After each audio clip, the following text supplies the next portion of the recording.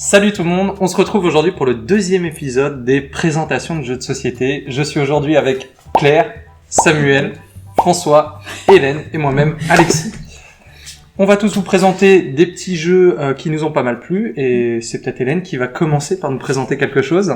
C'est ça, moi je commence avec Corridor qui là est un jeu plutôt de réflexion, un jeu cérébral. Alors ça va plaire je pense aux amateurs d'échecs de dames, ça se joue à 4 joueurs ou à 2 aussi. Et donc on a tout simplement un petit personnage qu'on va devoir emmener de l'autre côté du plateau et l'adversaire a des petites planchettes pour nous barrer le chemin et nous obliger à faire des détours. Donc c'est un jeu où on peut vraiment, les parties peuvent être assez courtes avec des enfants mais aussi peuvent durer vraiment plus longtemps avec des adultes qui vont vraiment avoir un esprit de retorse et on peut vraiment s'amuser et c'est à partir de 8 ans. Donc, voilà. Trop bien. Samuel? Alors j'enchaîne avec Cosmopolite qui est un jeu où on va travailler dans un restaurant. On va avoir chacun un rôle, donc le serveur, le maître d'hôtel ou le cuistot. Et on va devoir prendre des commandes, mais dans des langues du monde entier. C'est un jeu qui se joue avec une application. La serveuse va devoir écouter les commandes des clients dans des langues, voilà, comme je vous dis, qui viennent des 5 continents. Donc souvent, on ne les a jamais entendues. Il y a le breton. Hein, pour ok. Pas mal.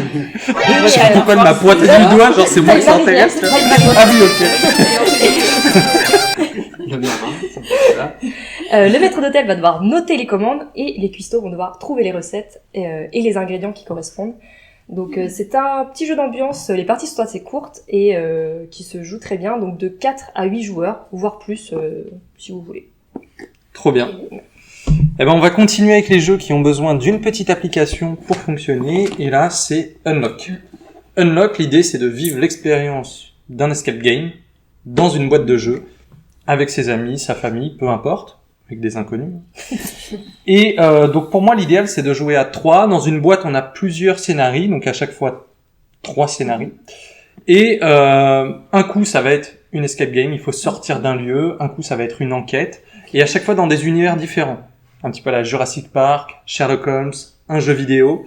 Et ça c'est la seule boîte que j'ai pas encore fait et que j'ai très très hâte de faire. Donc, Unlock, vraiment pour des bons moments avec des amis, c'est trop chouette. Ouais. Voilà. On a 3 boîtes à la médiathèque. C'est clair. François?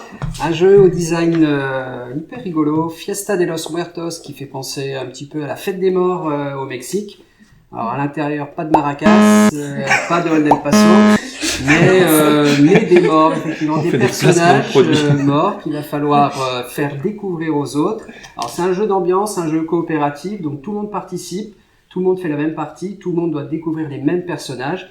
Et à chaque fois, donc, vous avez un personnage, et avec ce personnage, vous allez écrire un mot sur une carte, un nom qui vous fait penser à ce personnage. Ensuite, vous le passez à votre voisin, qui lui-même recopie le nom, un mot, je m'embrouille. C'est un peu le téléphone arabe, mais à l'écrit. Voilà, c'est le téléphone arabe, un petit peu à l'écrit.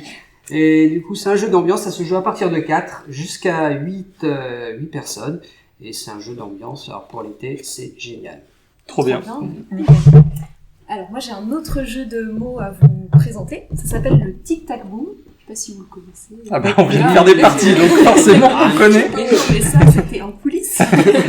Donc en fait dans le Tic Tac Boom, on va devoir trouver très vite des mots, mais voilà, en même temps il y a une bombe qui est prête à exploser. Donc on tire une carte avec un son différent à chaque fois. Et à l'aide du dé, on va savoir si ce son doit se trouver au début ou à la fin du mot. Donc voilà. C'est très drôle. Franchement, il faut faire vite. C'est clair. Et angoissant. Ça explose. Ah ouais, carrément, angoissant. Je crois que certains avaient un deuxième jeu à présenter. Ouais, moi j'ai un jeu avec des petits dinosaures trop mignons, comme sur le t-shirt de Samuel. Ça s'appelle Draftosaurus. Donc là, on gère un parc d'attractions avec des dinosaures. Et donc effectivement, c'est un jeu de draft. On va tous se passer des mains avec des petits dinosaures, donc de couleurs différentes. Et le but, ça va être, selon des règles, de les installer dans les enclos du parc. Et ça va nous rapporter des points. Et c'est un jeu qui est assez facile à comprendre, qui joue rapidement. Et moi, j'ai beaucoup aimé. Ça fait TLH. Le matériel est trop joli. Ouais, les petits dinosaures, ça fait plaisir. Toi, Samuel, t'avais un deuxième jeu aussi? Oui, qui s'appelle Twin It. Pareil, c'est un petit jeu d'ambiance très sympa. On va tous avoir un petit paquet de cartes devant nous et on va révéler au fur et à mesure les cartes. Si on trouve une paire, on tape dessus et on la garde de côté. Si on arrive à en avoir 5, on a gagné la partie. La petite subtilité, c'est que les cartes se ressemblent parfois beaucoup et qu'il peut y avoir un triple. et que quelqu'un d'autre peut nous voler nos paires. Donc c'est un petit peu machiavélique. Niveau ambiance, c'est un peu comme un Jungle Speed. Tout à fait. C'est ça, avec ça. des illustrations très psychédéliques. Que j'aime beaucoup. Et du coup, moi aussi, j'avais un deuxième petit jeu caché dans cette magnifique pochette. Ça s'appelle Love Letter, lettre d'amour.